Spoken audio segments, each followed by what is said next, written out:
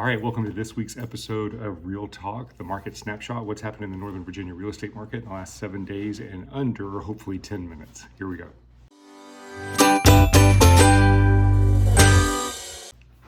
Okay, so we are into the middle of June. We're right around the time where schools have finally let out, so we're starting to feel the effects of the change in the school calendar. Again, anytime the school calendar changes, whether it's spring break, school starting, school ending, Christmas vacation, any of that, we'll see a significant fluctuation in what the market's doing. And so that presents an opportunity for buyers in those times, because even in a strong seller's market, there's a few week period of a decrease in activity, as we're going to see. So buyers, if you're in the area, if you're not traveling and you're considering buying over the next 60 to 90 days, this is a perfect window for this next couple weeks to be able to get in there with less competition than what you'll face when you come back into the market. So let's take a look. As always, the black line here is going to be your buyer activity. That's the number of properties that went under contract in the last 7 days. And you can see that we had a decrease last week, and then we had another decrease this week. At the same time, inventory has stayed pretty steady. It actually increased and it stayed pretty steady. So that creates an opportunity where there's plenty of supply and less demand. So if you go over here to the seller's market versus buyer's market, again, this gray line right here is a neutral market. Anything above is a seller's market, which is where the sellers have the upper hand, and anything below, sorry about that, I gotta swipe that off. Anything below is the buyer's market, where the buyers have the upper hand. So you can see we've dipped down into a nice neutral market, even a little bit on the buyer's side. Now, what does this mean for buyers? It does not mean that you can start underbidding and that prices are coming down. The same thing happened last year over this next few weeks. What it does mean is it gives you an opportunity to get into the market with less competition and get properties with, hopefully with your contingencies intact, and hopefully with your, not having to get in multiple bidding wars and bidding way above asking price. So it is an opportunity. It is not a declining market. Sellers are not giving properties away. Prices are not coming down. You have to be realistic on that, but it is an opportunity for less competition. So let's see what the actual contracts have looked like in the last 7 days. So this is from June 9th to June 15th. Cardinal Title received 226 contracts. We're going to focus on the Northern Virginia area. So 41% of the properties still went above asking price, 23% went at asking price, and then 36% went below asking price. So that's 64% that were at or above asking price.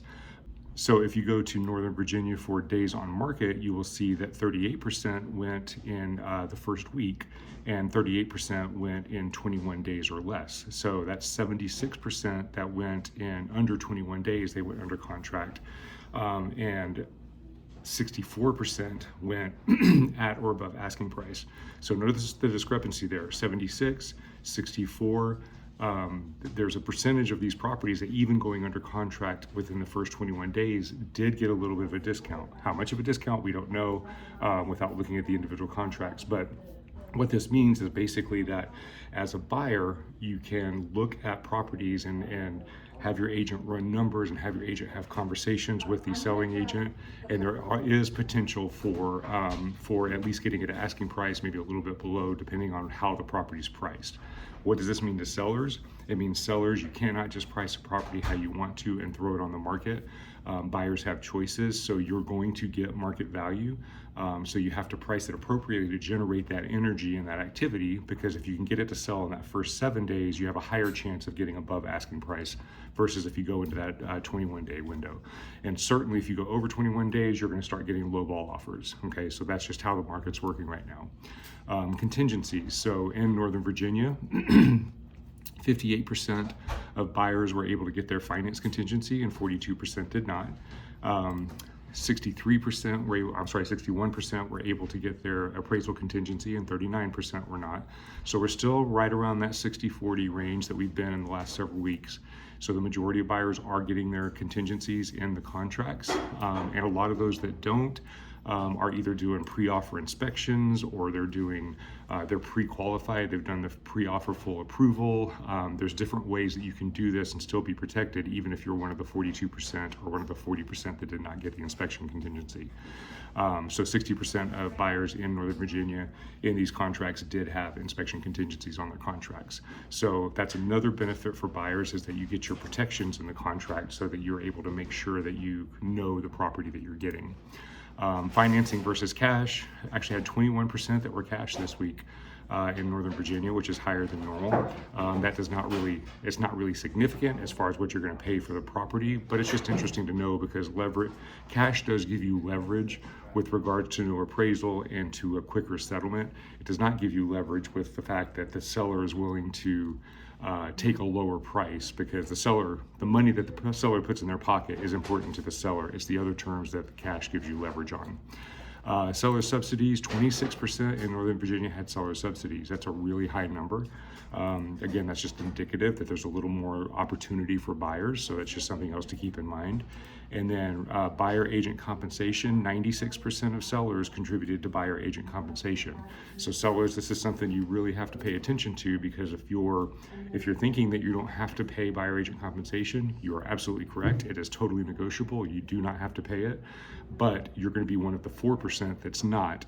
And since buyers have choices, it's very likely that instead of having to come out with the money out of pocket to cover their buyer agent comp, they're likely going to go to another property that would help contribute to that. So sellers, you have to be realistic with that and have a conversation with your agent on how that works. All right, hopefully this makes sense. So basically what this means for buyers, good opportunity out there. It's a very fair market right now. You're not going to get big discounts on properties unless they're overpriced, but you're not going to get below market value opportunities on properties. Some sellers are overpricing, and those will come down to market value. But if it's a fairly priced property, you're going to pay that market value. Sellers, it's important for you to present the property appropriately, make the necessary improvements to the property if you want to try to get top dollar.